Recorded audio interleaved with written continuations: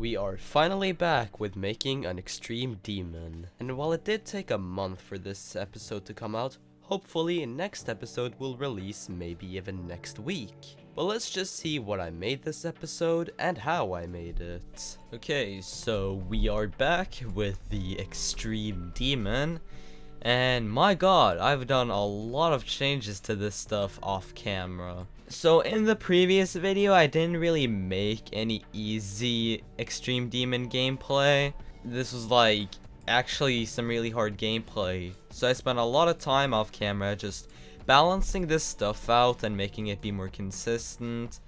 And I also changed some of the gameplay in this ball part just to make it sync more. Hopefully this Q part right here won't be as complicated to make, right? So let's just begin this stuff. Before I recorded this video, I spent some time playing through some easy extremes, and I came to the realization that I probably should simplify this gameplay more, and that's what I did with this Q part.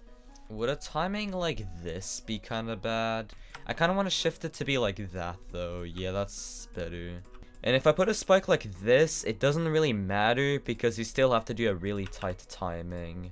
Like, it won't really change the difficulty of this. And then you go on the ceiling to do something. I'm doing a lot of experimentation, and like this could probably be a nice timing. Do I make that like a thing? Did I make that a thing? I don't know if I should make that a thing.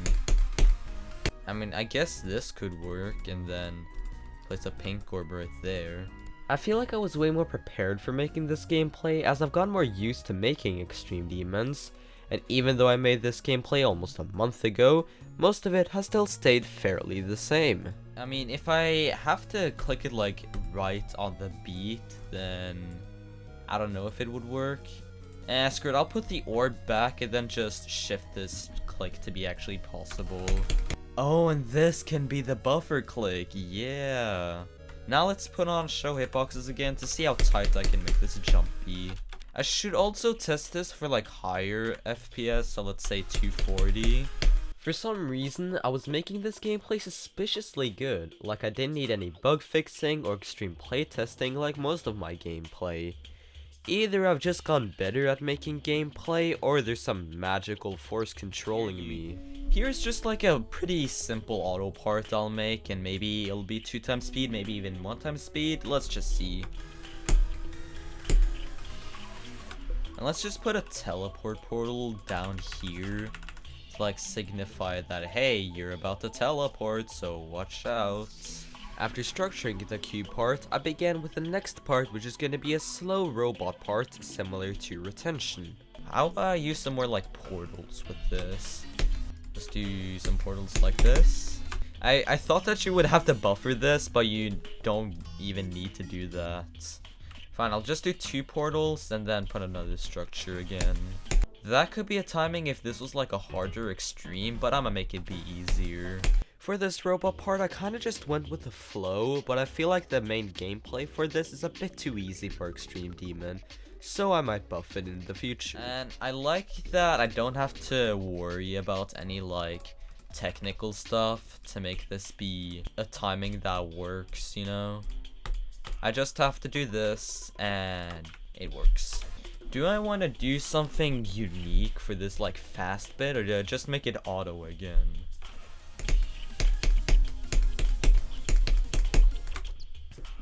I guess do like a long click like this with a robot. I might just do the same timing as here, but in like reverse this time. I then turned you into a faster cube, and I had an interesting gimmick where you couldn't switch gravity in this part. And I think that made this, well, more unique. Let's put a pink orb here, and then that'll go into a structure.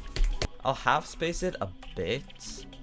No, just half space it, I guess. Yeah, but then that's a problem. You know what? I'm gonna put an H block here and just kind of indicate that it's an H block.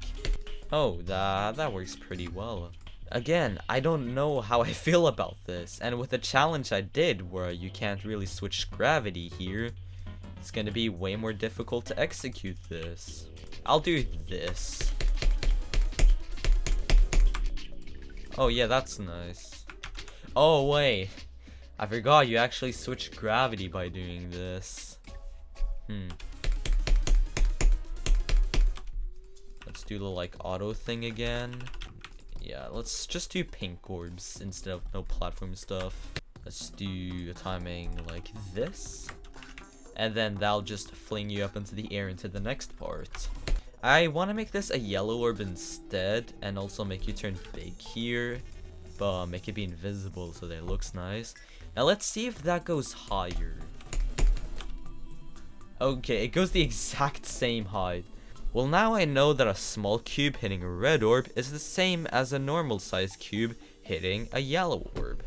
And after discovering that revelation, I began with the next part, which is going to be a click sync UFO similar to the first part. And then for this UFO, you'll kind of just speed up and speed down like the ship part earlier, and then place a normal speed portal here. That could work, just like removing that pink orb.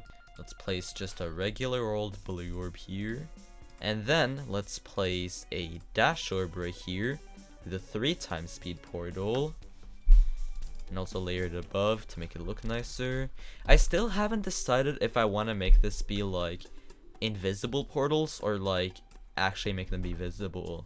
Like again, I don't know if I want these to be visible because I feel like it would probably look nicer if they were invisible, but I also don't want this to be like a magmatic sanctuary.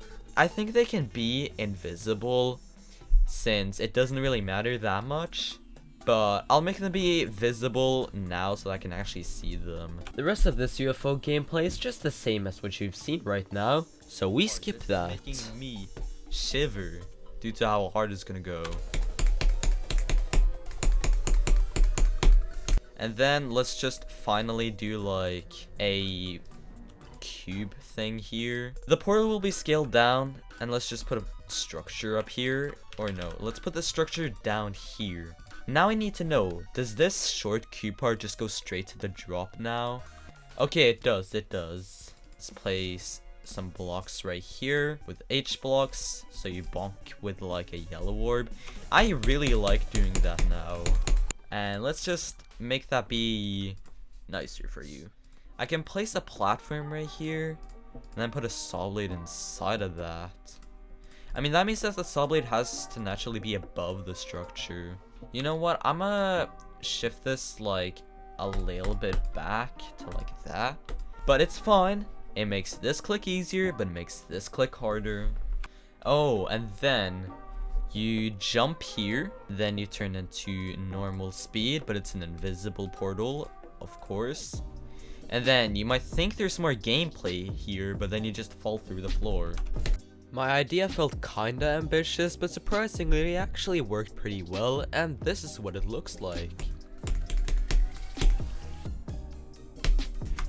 Now I want to like see how all of this gameplay plays out. Then I'll obviously structure this UFO. But I feel like after I've done that, I've pretty much been finished with the second part of this pre-drop, which went way faster than the first half, which is nice. But I feel like in the beginning, like with this part right here, I wasn't really that used to making extreme demon gameplay, and I was kind of like easing myself into it. But with like making the gameplay in this episode, I'm more like used to making easy extreme demon difficulty, which is nice. And yeah, let's just do the finishing touches.